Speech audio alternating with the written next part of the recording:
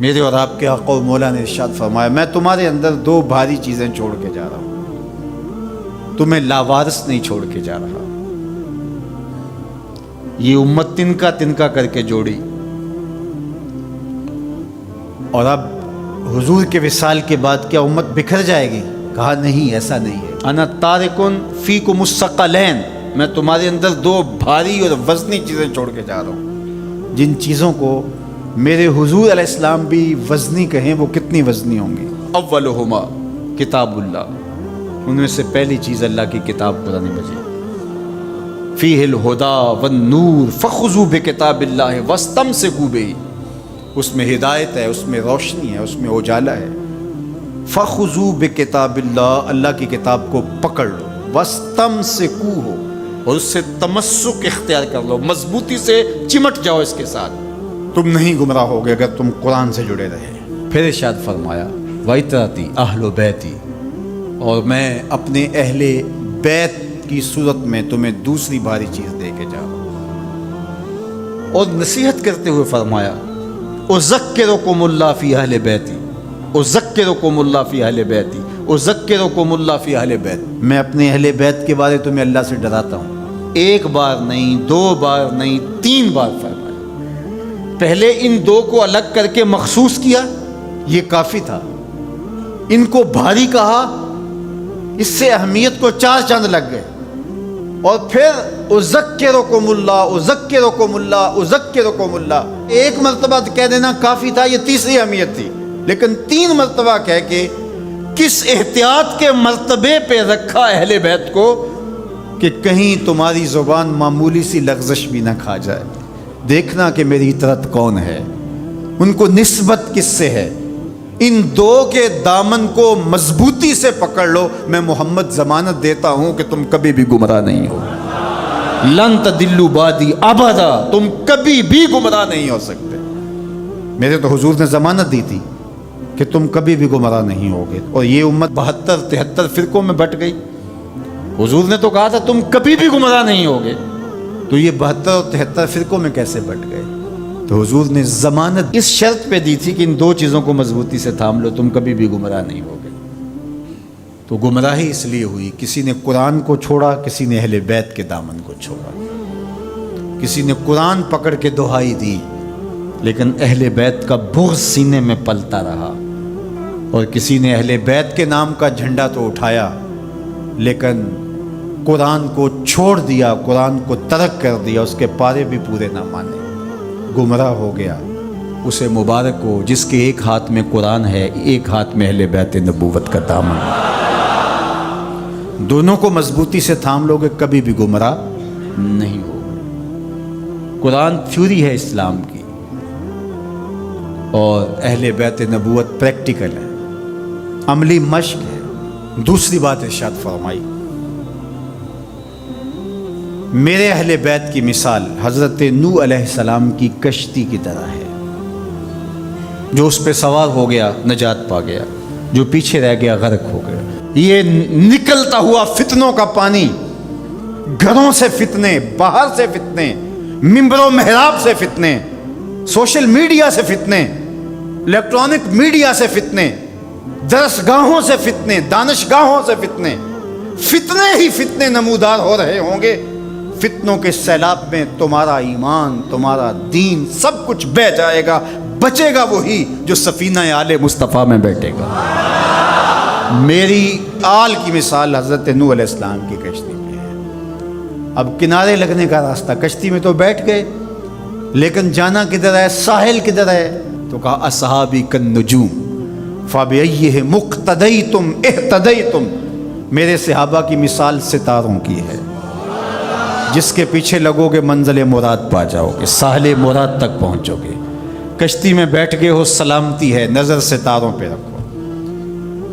جو ستاروں پہ نظر تو رکھتا ہے لیکن کشتی پہ نہیں بیٹھتا، اپنے بازوؤں پہ اعتماد کرتا ہے، مجھے نہیں ضرورت، تو وہ کتنی دیر اس سیلاب میں تیرے گا؟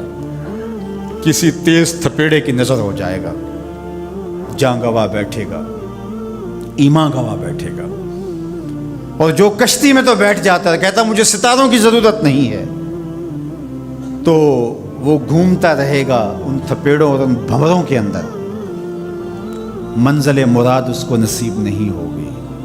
تمہیں مبارک ہو، تم اہل بیت کی محبت کی کشتی میں بیٹھے ہو، نظر ابو بکر و عمر پہ ہے، نگاہیں عثمان و علی پہ ہیں، نظریں اصحاب رسول پہ ہیں۔ یہ میری اور آپ کی خوش بختی، ہمیں صحابہ کا نام بھی ٹھنڈ پہنچاتا ہے، اور ہمیں حضرت امام حسین کا ذکر بھی تسکین دیتا ہے۔ جب نام حسین آتا ہے تو کربلا کا غم تازہ ہونے لگتا ہے، اور جب حضرت عمر رضی اللہ تعالیٰ عنہ اور صدیق اکبر کا نام آتا ہے سینہ چوڑا ہو جاتا ہے کہ ہم ان کے غلام ہیں۔ مولا کائنات سیدنا علی المرتضیٰ کی بات آتی ہے، روحیں سرشار ہو جاتی ہیں۔ وہ علی جن کے چہرے کو دیکھنا بھی نیکی ہے،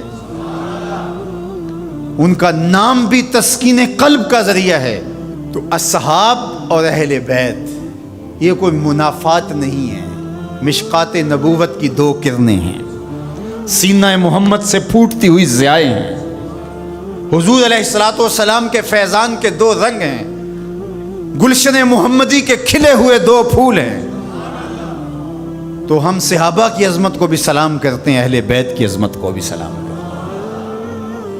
یہ بد نصیب دن پاکستان بنے ہوئے 73 برس بیت گئے، یہ ہمیں اس مرتبہ دیکھنا پڑا کہ صحابہ کو بازاروں میں گالیاں دی گئی، استغفر اللہ۔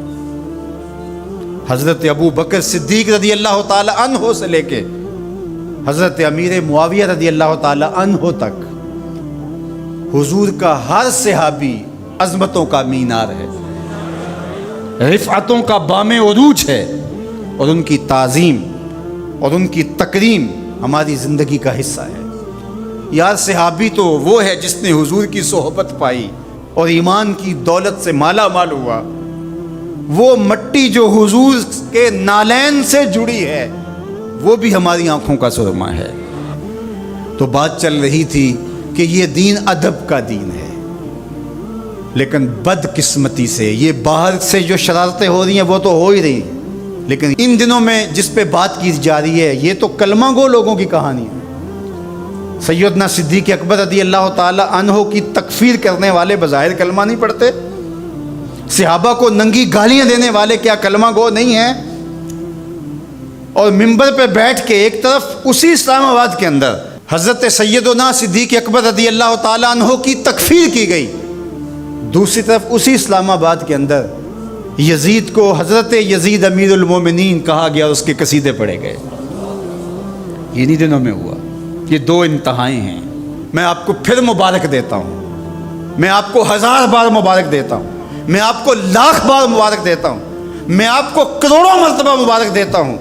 تمہارے ایک ہاتھ میں قرآن ہے، دوسرے ہاتھ میں اہل بیت رسول کا دامن ہے، تمہاری ایک آنکھ صحابہ ہیں، دوسری آنکھ اہل بیت ہیں، تمہارا سینہ ابو بکر صدیق کے نام سے بھی ٹھنڈا ہوتا ہے، مولا کائنات سیدنا علی المرتضیٰ کے نام سے بھی ٹھنڈا۔ حضرت سیدنا علی المرتضیٰ فرماتے ہیں حضور نے میرے بارے میں فرمایا، مسند احمد میں روایت ہے، مشکات میں ہے، نہج البلاغہ میں ہے۔ اگر کوئی مسند احمد اور مشکات کو نہیں مانتا تو وہ نہج البلاغہ کو مانتا ہے، اور اگر کسی کو وہاں تحفظات ہیں تو وہ یہاں حدیث موجود ہے۔ ان سب کتابوں میں، طرفین کی کتابوں میں یہ حدیثیں موجود ہیں۔ حضرت علی خود روایت کرتے ہیں حضور نے میرے بارے میں کہا تیری مثال حضرت عیسیٰ کی ہے۔